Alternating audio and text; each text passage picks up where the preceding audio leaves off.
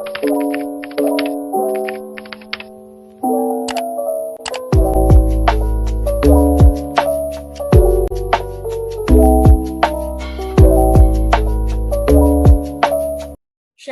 selamat malam, selamat datang untuk peserta FGD. Terima kasih karena sudah meluangkan waktunya untuk menghadiri FGD kali ini. Sebelumnya, perkenalkan nama saya Hotmas Tauli Simbolon sebagai moderator, bersama rekan saya. Saya Fareta Katerina Simbolon sebagai asisten moderator. Pada kegiatan diskusi kali ini, FGD ini akan membahas mengenai pengaruh sosial politik terhadap intoleransi beragama di lingkungan masyarakat.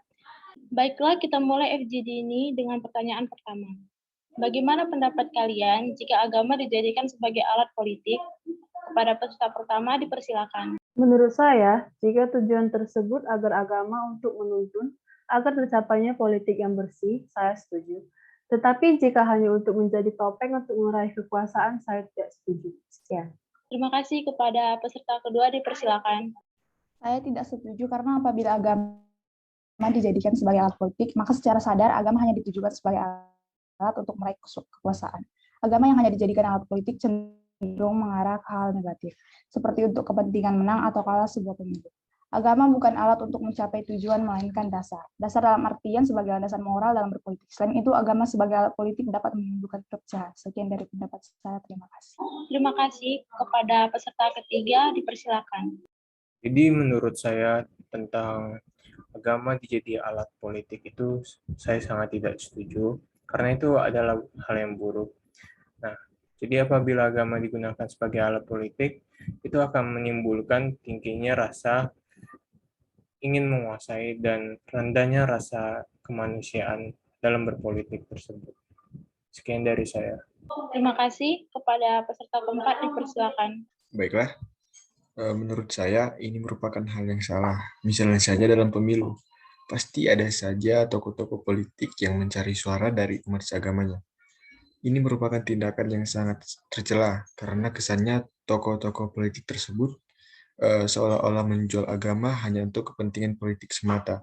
Selain itu, seperti yang kita ketahui, negara kita merupakan negara demokratis, yang artinya setiap warga negara bisa dan mempunyai hak yang sama dalam hal sosial politik. Jadi penggunaan agama dalam politik di sekarang ini menurut saya lebih kepada pengaruh negatif atau tindakan yang tercela untuk dilakukan. Sekian dari saya. Baiklah, selanjutnya pertanyaan kedua. Apa tanggapan kalian jika seseorang atau sekelompok orang memilih calon pemimpin berdasarkan kesamaan agama, bukan karena kesanggupan calon pemimpin tersebut? Untuk peserta pertama dipersilakan untuk menjawab.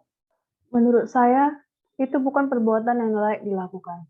Jika memilih berdasarkan kesamaan agama, pemimpin tersebut yang terpilih belum tentu sanggup untuk menjalankan tugas-tugasnya, dan daerah yang dipimpinnya akan terbengkalai. Kita harus usahakan bersifat netral saat memilih pemimpin. Sekian. Selanjutnya untuk peserta kedua dipersilakan untuk menjawab. Menurut pendapat saya, memilih pemimpin sesuai agama memang bukanlah pelanggaran konstitusi dan merupakan hak individu tersebut. Namun menurut saya, memilih pemimpin atau pejabat pemerintah sesuai dengan agama kita merupakan tindakan yang tidak tepat. Namun boleh saja apabila menurut kita, visi misi ataupun tanggung jawab calon tersebut bisa mempertanggungjawabkan tanggung jawabnya. Namun sebaliknya, jika kita memilih pemimpin yang kinerja atau visi misinya tidak dapat dipertanggungjawabkan, namun seagama dengan kita merupakan tindakan yang sangat salah. Namun kembali lagi ke individu masing-masing, karena hak memilih merupakan hak individu yang tak perlu kita campuri. Sekian dari pendapat saya, terima kasih. Selanjutnya untuk peserta ketiga dipersilakan untuk menjawab. Jadi menurut saya, apabila memilih pemimpin dari kesamaan agama, itu tidaklah salah menurut saya. Namun apabila cuma itu patokannya memilih pemimpin, itu akan mendapatkan pemimpin yang kurang baik. Jadi layaknya memilih pemimpin itu dilihat dari latar belakangnya dan karir seorang pemimpin yang akan dipilih tersebut. Sekian dari saya. Selanjutnya untuk peserta keempat dipersilakan untuk menjawab. Baiklah, menurut saya kurang setuju. Karena menurut saya ini merupakan salah satu tindakan intoleransi dalam hal agama.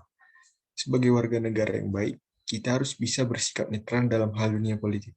Karena apa yang kita pilih adalah masa depan kita. Artinya, jika kita memilih seseorang karena mempunyai kesamaan dengan kita, entah itu agama, suku, ras politik, suku ras, belum tentu dia bisa memimpin kita baik ke depannya.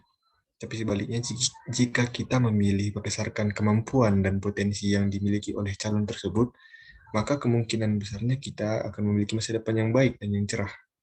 Jadi, menurut saya ini kurang baik dan akan menimbulkan hal yang negatif ke depannya. Sekian dari saya. Selanjutnya, pertanyaan ketiga. Bagaimana cara penyelesaian intoleransi beragama yang terjadi karena sosial politik? Kepada peserta pertama dipersilakan. Menurut saya penyelesaiannya ialah dimulai dari penyuluhan-penyuluhan tentang sikap netral dalam memilih, dan tentu saja kita harus memulai merubah mindset kita untuk terus bersikap netral. Sekian. Terima kasih. Selanjutnya kepada peserta kedua dipersilakan. Menurut pendapat saya, intoleransi beragama yang terjadi dalam sosial politik dapat diselesaikan dengan cara mensosialisasikan pentingnya toleransi kepada semua kalangan. Nah, karena walaupun kita berbeda, perbedaan itulah yang membuat kita unik. Selain itu, kita sebagai mahasiswa harus menerapkan toleransi karena gerakan paling penting itu ya dimulai dari diri sendiri. Sekian dari pendapat saya, terima kasih. Terima kasih. Selanjutnya kepada peserta ketiga dipersilakan. Jadi menurut saya penyelesaian terbaik dalam intoleransi itu dengan adanya edukasi kepada masyarakat maupun orang yang berpolitik. Edukasi itu didapatkan melalui dari undang-undang agar para masyarakat dan yang berpolitik pun dapat mengetahui bahwa toleransi adalah baik adanya. Terima kasih. Kepada peserta keempat dipersilakan.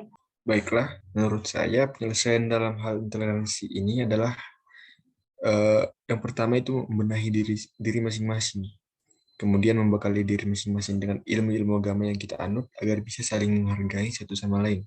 Karena seperti yang kita ketahui, semua agama yang ada di Indonesia ini adalah agama yang mengajarkan yang baik. Jika kita sudah menjalankan agama kita dengan baik dan benar, pastinya tindakan intoleransi ini bisa kita hindari dan kita cegah. Menurut saya itu yang dapat kita lakukan. Baiklah, untuk pertanyaan selanjutnya.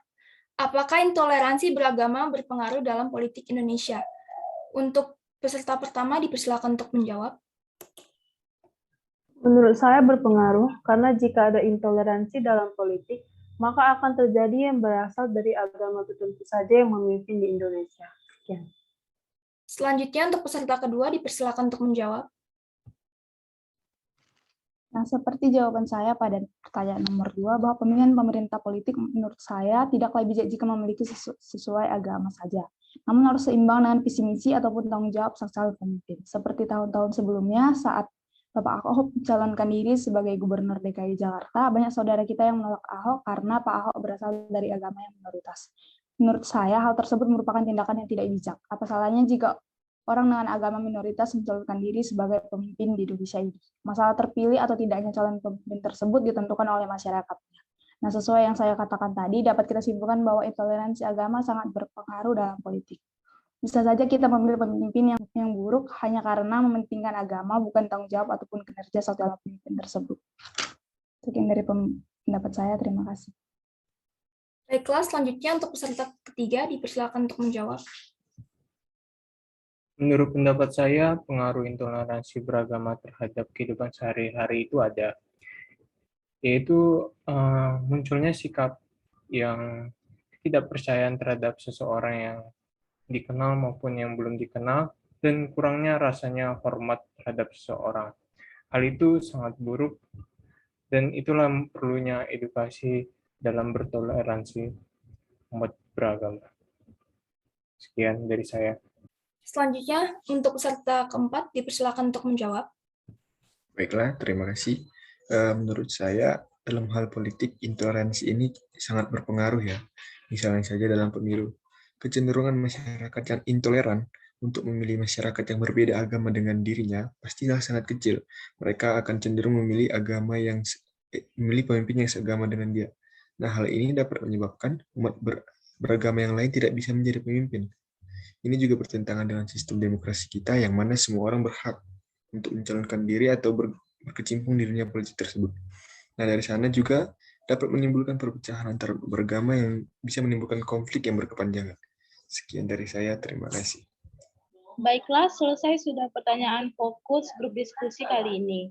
Selanjutnya, kesimpulan dari diskusi ini akan dibacakan oleh Anissa dan Agnes. Kepada Anissa dan Agnes, dipersilakan. Baiklah, kesimpulan dari kegiatan fokus grup discussion kali ini adalah yang pertama, agama tidak boleh dijadikan sebagai alat politik kelompok tertentu untuk menentang pemerintah maupun merebut kekuasaan. Yang kedua, saat memilih pemimpin, hendaklah memimpin karena kesanggupan dan kemampuan dari calon pemimpin tersebut, bukan berdasarkan kesamaan agama. Yang ketiga, intoleransi beragama dalam sosial politik perlu diatasi, yaitu dengan menumbuhkan kesadaran dalam diri bahwa agama tidak boleh dijadikan sebagai alat politik. Kita sebagai umat beragama harus saling menghargai. Yang keempat, intoleransi beragama juga berpengaruh terhadap politik di Indonesia. Pengaruhnya yaitu akan terjadi perpecahan dan mobilisasi massa menolak pemimpin terpilih sehingga menyebabkan keributan. Oleh karena itu, pemerintah maupun masyarakat tidak boleh menjadikan agama sebagai alat politik. Pemerintah dan masyarakat harus menumbuhkan kesadaran dalam diri serta pemahaman tentang keagamaan yang toleran agar intoleransi beragama dapat diatasi. Tambahan kesimpulan dari saya yaitu gereja sebagai penyalur suara kenabian harus terus menunjukkan eksistensinya. Kehidupan yang demokratis, hak asasi yang dihormati, nilai-nilai luhur manusia yang diimplementasikan berdasarkan persaudaraan kebangsaan, amalah sangat cocok dengan pengajaran Alkitab. Karena Alkitab mengajarkan bahwa manusia diciptakan Allah dengan bermartabat dan hak-hak yang sama. Martabat dan hak-hak ini tidak dapat dirampas oleh siapapun. Allah memerintahkan manusia untuk saling mengasihi, bukan hanya kelompok sendiri, agama, suku, dan ras, tetapi juga dalam kehidupan bermasyarakat, berbangsa, dan bernegara. Sekian kesimpulan dari saya. Baiklah, sampai di sini fokus grup diskusi kali ini. Terima kasih kepada seluruh peserta yang sudah bersedia hadir dan diwawancarai kegiatan pada FGD kali ini. Terima kasih.